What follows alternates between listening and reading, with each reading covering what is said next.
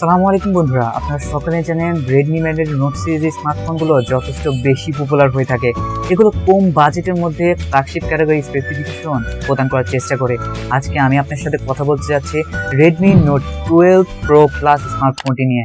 Redmi Note 12 Pro Plus 5G স্মার্টফোনটির highlighted বিষয় থাকছে এই ফোনটিতে থাকছে স্ন্যাপড্রাগনের একটি পাওয়ারফুল চিপসেট, 108 মেগাপিক্সেলের প্রাইমারি সেন্সর সহ আরও চমকপ্রদ জিনিস, যেগুলো আজকে আমি আপনার সাথে শেয়ার করব এবং কবে লঞ্চ হতে পারে, কি প্রাইসে লঞ্চ হতে পারে, সবকিছু নিয়ে বিস্তারিত আলোচনা করব।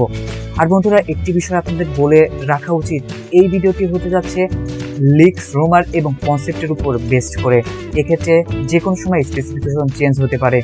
প্রথমে আপনারা দেখতেই পাচ্ছেন ফোনটির ডিজাইন এবং বিল্ড কোয়ালিটি যথেষ্ট ইউনিক এবং অসাধারণ করার চেষ্টা করেছে। ফোনটির সামনে কার্ভ একটা ডিসপ্লে ব্যবহার করা হয়েছে, যা দেখতে যথেষ্ট ভালো লাগছে, এবং পিছনে ব্যবহার করা হয়েছে ইউনিক একটি ক্যামেরা মডিউল, যা দেখতে আসলেই অনেক প্রিমিয়াম লাগছে। বিল্ড কোয়ালিটি ডিজাইন যথেষ্ট ভালো করার চেষ্টা করেছে রেডমির এই ফোনটিতে।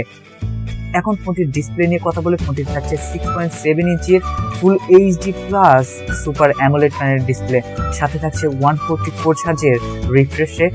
এবং ফোনটির ক্যামেরা নিয়ে কথা বললে, এই ফোনটি থাকছে 108 মেগাপিক্সেলের প্রাইমারি সেন্সর, সাথে থাকছে 8 মেগাপিক্সেলের আলট্রা ওয়াইড, এবং আপনারা 50 মেগাপিক্সেল পর্যন্ত স্পেস জুম করতে পারবেন ফোনটি দিয়ে।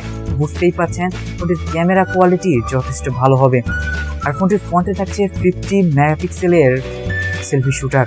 এক্ষেত্রে ক্যামেরা কোয়ালিটি যথেষ্ট ভালো হতে যাচ্ছে ফোনটির পারফরমেন্স নিয়ে কথা বললে, ফোনটিতে ব্যবহার করা হবে স্ন্যাপড্রাগন 7 Gen 1 5G একটি চিপসেটটি যথেষ্ট পাওয়ারফুল, যে কোনো কাজ স্মুথলি হ্যান্ডেল করতে সক্ষম এবং গেমিং পারফরমেন্সও যথেষ্ট ভালো পাবেন। আর যেহেতু 144 হার্জের রিফ্রেশ রেট ইউজ করা হবে, সেক্ষেত্রে আলাদা ধরনের একটি স্মুথনেস কাজ করবে। ফোনটির ব্যাটারি নিয়ে কথা বলে, ফোনটিতে থাকছে 5020 mAh এর ব্যাটারি, সাথে থাকছে 120 ওয়াটের ফাস্ট চার্জিং, এবং ফোনটির সহজেই চার্জ করতে সক্ষম হবে এই ফাস্ট চার্জিং দিয়ে।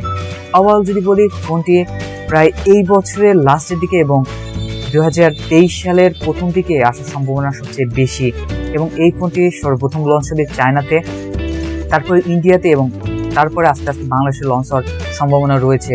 এবং এই ফোনটির প্রাইস হবে প্রায় 25 থেকে 30 হাজার টাকার আশেপাশে। এই ফোনটির যদি আপডেট প্রাইস জানা যায় বা কোনো লিক্স পাওয়া যায়, অবশ্যই আমি আপনার সাথে শেয়ার করব। যেহেতু বললাম এই ফোনটি কনসেপ্ট এবং লিকড রুমারের উপর বেস করে তৈরি এই ভিডিওটি, সেক্ষেত্রে আমি আপনাকে ভিডিও মূল লিঙ্ক ডিসক্রিপশনে দিয়ে দেবো, আপনারা চাইলে সেই ভিডিওটি দেখে নিতে পারেন।